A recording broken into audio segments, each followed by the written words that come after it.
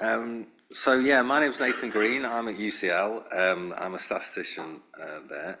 I'm going to be talking about a framework for cost-effectiveness analysis. Again, this is sort of a proof of principle thing, like Howard's. So hopefully there'll be some discussion at the end.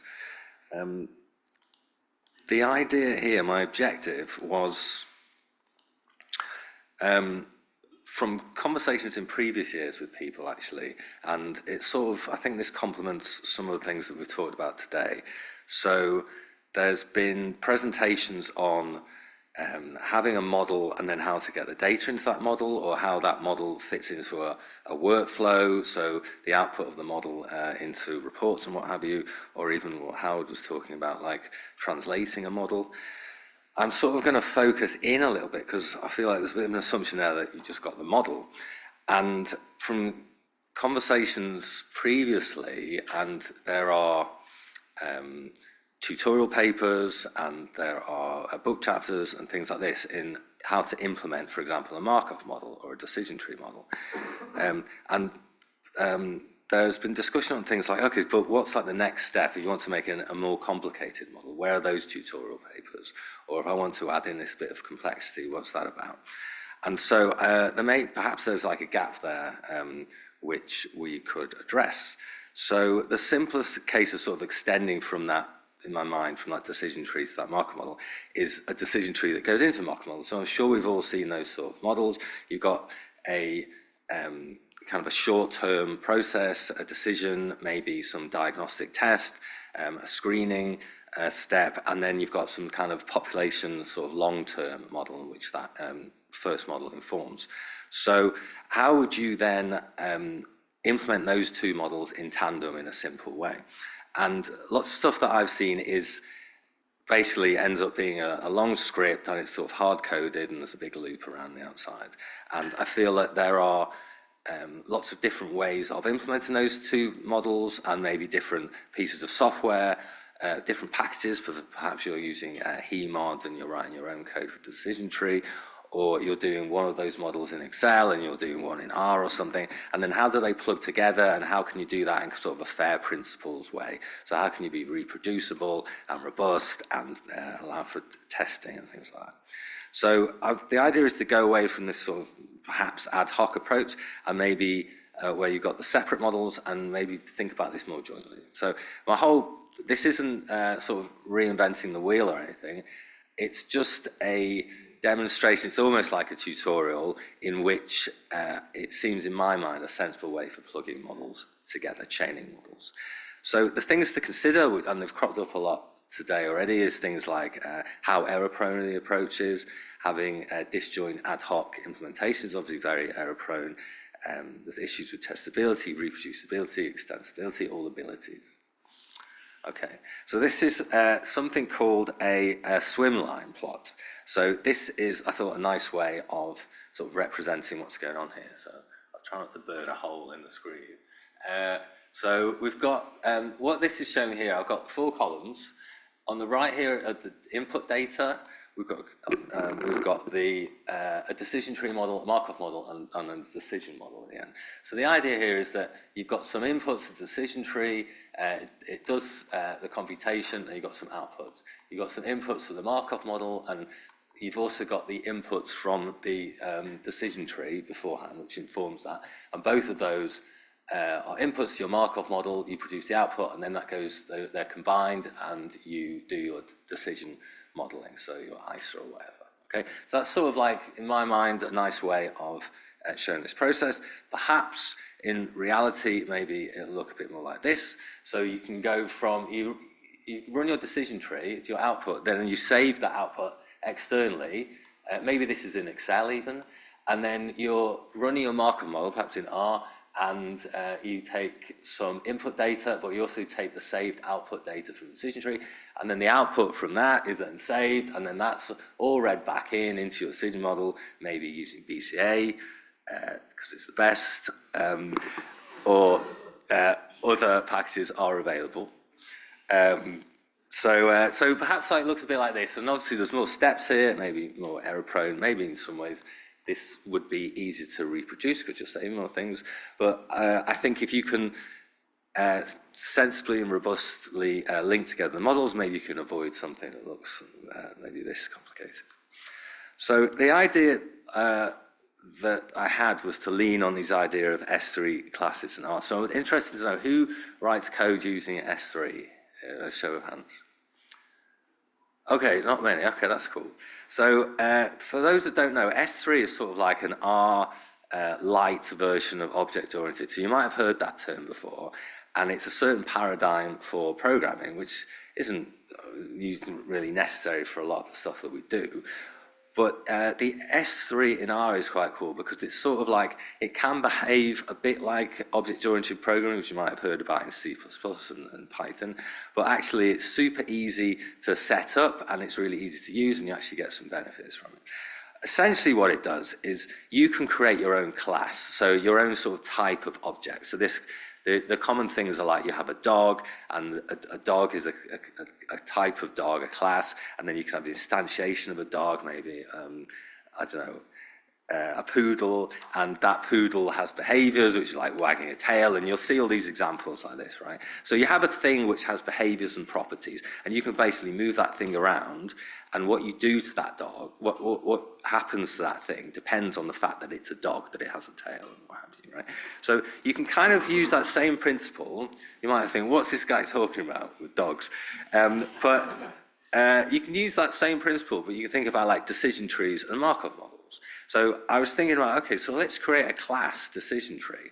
And then when we run the model, we have some generic code, which is run model, but inside of R, it will know that this is a decision tree. So instead of has a tail, it'll be has a tree structure, right? And what you do to that thing is that you would then calculate along the tree, right? You would fold back on the tree. That would be the behavior of the tree, and the output would be the total costs and effectiveness, right? But you would not need to know that in advance. You just know that you've got this model object that you're passing around, and whenever in the code there's something that says run this thing, it already knows it's a decision tree, and these are the things that happens. And the same things happens with Markov models. So it would know that it has a Markov structure, it has a transition probability matrix, and it would know how to compute that. But the code would be very simple because it wouldn't explicitly specify that. It would just say run model, and it would know that it was that type of model. Okay, hopefully that makes some sense. So, so that's the first cool thing about it. So if you're chaining together these two types of models, the other thing you need to think about is how do they actually link together? So how do you take the output of one model and feed that into the input of another model? So that might well be in some code that I've seen kind of hard-coded. You get the result of a model, maybe it's from HEMOD or something, and it's in a certain format, and it's sort of, you've got to dig around and find where the bits are that you need.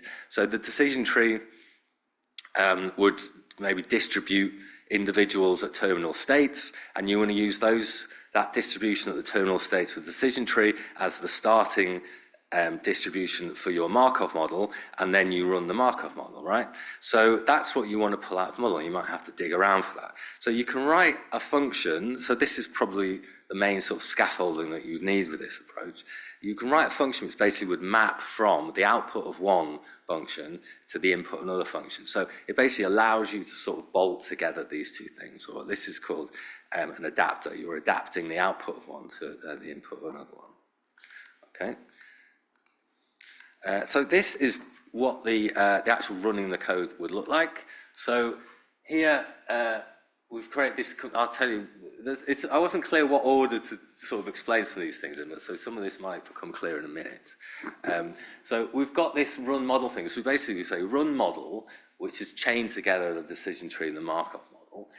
And we're basically, it's a list of the models. So in this case, it'd be a list of length 2. The first one's a decision tree, second one's a Markov model. So it'd be looping through this list, and it'd basically say, well, update the next model with the output of the previous model, right? So that's this mapping thing that you've provided. And then it just says run model, that's it.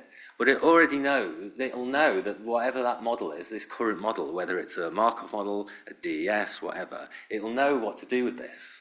So this is it, right? This is This is something called an orchestra, I think, an orchestra function or something, or orchestra pattern. So it's basically, it's the thing that's sort of telling to go away and do stuff, but it doesn't actually know how it's doing it. You know, it's kind of like your boss at work, right? He says, I don't want to know, just get it done. And one of my bosses here, actually, we don't have those conversations. Yeah, so so it's super simple. So when you look at this for sort of transparency and things like that, hopefully it should be simple to see the steps. So as I mentioned, this thing called an adapter or an adapter pattern, and I love these sort of ideas from computer science. And the idea is here, it's a type of wrapper. So you're basically putting a function around another function, but the function on the inside can be anything. It's whatever your favorite modeling function is. So it could, I mentioned HEMOD, it could be the DES that was mentioned before. Actually, I'd really like to try plugging that in. It could be what's it called, HESIM, HESIM, it could be anything, right? And all you have to do then is take your favorite function and you wrap that in a function where the inputs get transformed so they're appropriate for that function. This is the decision tree. And then you transform the outputs from your favorite function so it's appropriate for the next function in the chain. So it would be appropriate for the Markov model if the first function was a decision tree. Okay, so it's exactly like with a plug, you're adapting these two things so they can play nicely together. And once you've done this, like I said, it's kind of it'll play nicely inside of your whole modeling framework. Okay, so that's what I just said. So I got as far as to prototype this in a screening model. So this is a paper which when they published it, they also included the Excel. Well, it's an Excel model for the input parameters, and then it outputs those parameters and they're fed into an R model, which does a micro simulation. But it was handy because I could use some of those parameters and I could basically duplicate their analysis, but I did it as a decision tree in a Markov model. So this was their basic model. So this is the kind of the decision tree part of it. So there can be multiple screening rounds in a population from which people who are disease-free or preclinical disease are screened. And if they are preclinical disease, well, if either of these are true, then they go into treatment. Obviously, there's false positives and false negatives are possible. And then ultimately, everyone can end up in cause-specific disease or the disease state. So the idea of this paper is to look at what is the best. Do they call them scenarios, or what's the best combinations of disease, of screening frequency and total duration? So maybe they screen every year for 10 years, or they screen every 5 years for 20 years. And they also look at other things for sides, like at what age to start screening, things like that. But I took the simplest case of those two variables for my example. And the idea was then to look at the decision tree in the Markov model. So this is how I've specified the decision tree.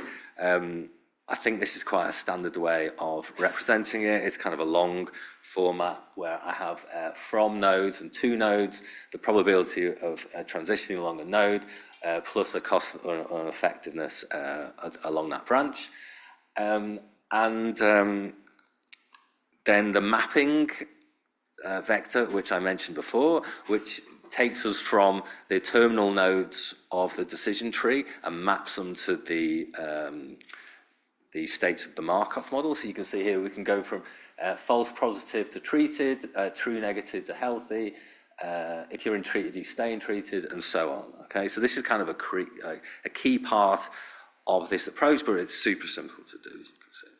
And then this is how a transition probability matrix. So it's actually a square matrix, but I've done it in a long format here, so it's got comments. You can see what's going on. But it's essentially just the matrix, which you'll all be familiar with. Okay, so these are like these input components would be what you would have normally if you're doing these, what I imagine you would have normally, and I've seen a lot, if you're just doing these separately in a standard implementation of these sort of models in R. Okay. Yeah, and with the cost vector and the effectiveness vector. Okay, so the idea here then, which I've sort of touched on when I showed you the run model function, is you specify a decision tree. So this is the array that I was just talking about. So you define this as a decision tree class. So this is using the S3 thing I talked right at the top. So you define that as a decision tree, so R knows what it is. You define the Markov model, so the obvious arguments for the Markov model. Like this is, I'm sure, what you've seen in doing this separately. And then you can combine them together, which just basically, that's just making them as a list. But I've just made this thing called combine model, right? And so you can put as many models as you like inside this combine model. So you could have a huge chain of models. And you can have nested models, so you could combine models as pairs, and then you could combine pairs of models, or you can combine and keep, so you could keep nesting models inside the model, it doesn't matter. And so what I've done here is I've repeated this pairs of models twice. This is saying that it's doing the screening 2 times. And the duration, the number of cycles is 10 years for the Markov model. So what's happening is they screen 10 years, screen another 10 years. So that's like one scenario that we're investigating. Okay, and then you literally just run the model, like I said.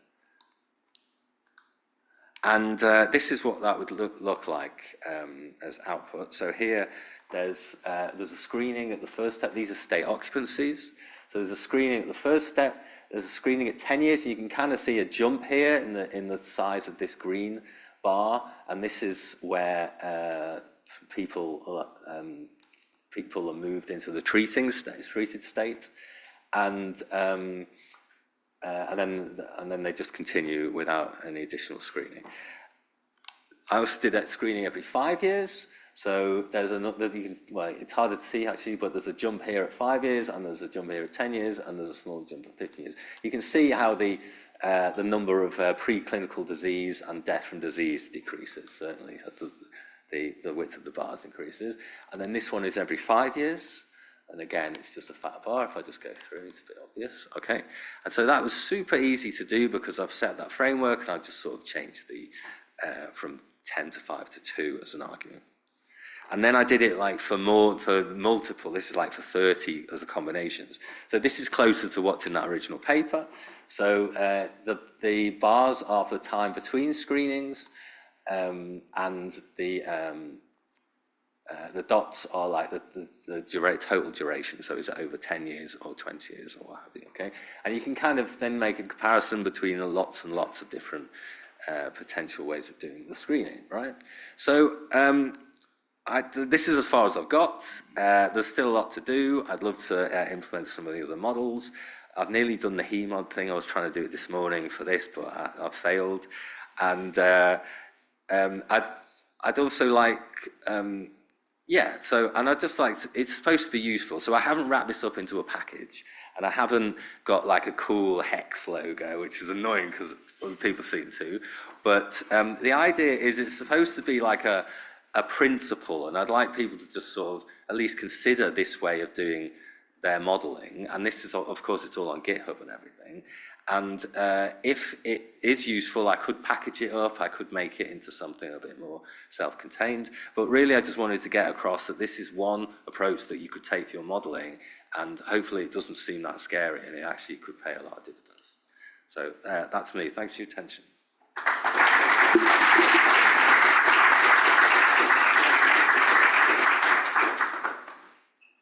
Thank you very much. And just checking, have we got any questions online? I think there are initially. Otherwise, I can open the floor up for questions in person. Howard? Thanks, Nathan. This looks like it would be very useful because we do a lot of screening models where there's decision tree followed by, so that's where it fit. Yeah. Just one technical question is, why did you choose S3 and not R6? Because R6 the models themselves would be the objects, Yeah. whereas your objects seem to be the functions running the objects. Yeah, So it's not quite aligned with object-oriented programming. Yeah, it's not, yeah, dead right. S3 isn't really object-oriented programming. They're called functions are called methods in OP, and the methods aren't attached to classes. It's kind of, it's a different way around in S3. It's like a sort of a cheap, sort of quick and easy way into that. I think I used it because it is lightweight and it's common and it sort of does the job. Yeah, it could be implemented in like some other things. I mean, there was going to be an R7, wasn't there, or an S7 or something. So, there are like several alternatives that we could try this out in. Definitely, it's a good question.